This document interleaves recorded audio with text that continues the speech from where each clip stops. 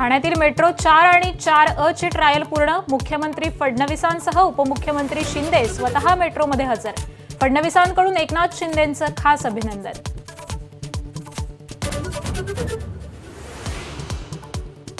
एकनाथ शिंदेंनी पक्षातील अकार्यक्षम मंत्र्यांची कानउघडणी केल्याची माहिती। प्रशासकीय कामाची पद्धत आणि पक्ष संघटनेकडे होणाऱ्या दुर्लक्षाच्या मुद्द्यावर ठेवलं बोट।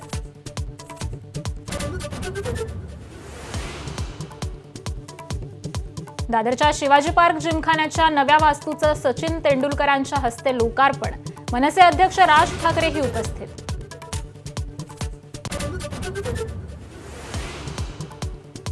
मोदींना भारत पाकिस्तान सामना बघायचा होता म्हणून काल रात्री 8 ऐवजी संध्याकाळी 5 वाजता बोलले, संजय राऊतांचा दावा।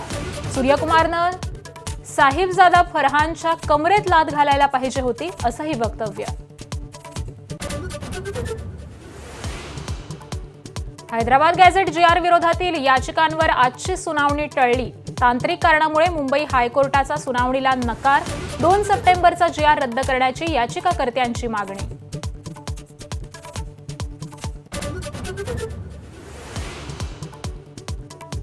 बीडच्या शिरूर कासारमध्ये जोरदार पाऊस। सिंदफणा नदीला पूर। घरांसह बाजारपेठेत पाणी शिरल्यानं मोठं नुकसान। तर मांजरा धरणातून नदीपात्रात विसर्गही वाढवला।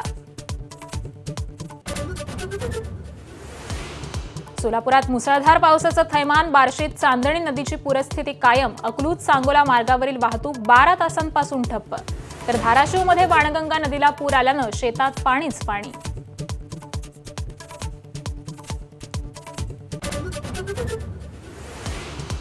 पाकिस्तानच्या साहिबजादा फरहानकडून अर्धशतकानंतर संतापजनक कृती। मैदानात AK-47 प्रमाणे बॅट धरून गोळीबाराची ॲक्शन।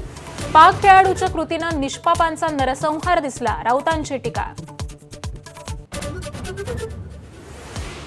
2 संघांमध्ये आघाडी 3-0 किंवा 10-1 असते तेव्हा त्याला स्पर्धा म्हणत नाही। भारत आणि पाकिस्तानमध्ये आता कोणतीही स्पर्धा उरलेली नाही। टीम इंडियाचा कर्णधार सूर्यकुमार यादवनं उडवली खिल्ली।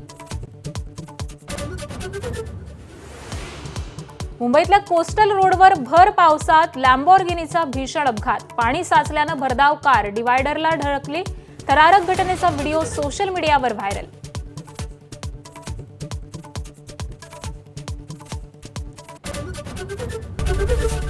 ABP माझा, उघडा डोळे बघा नीट।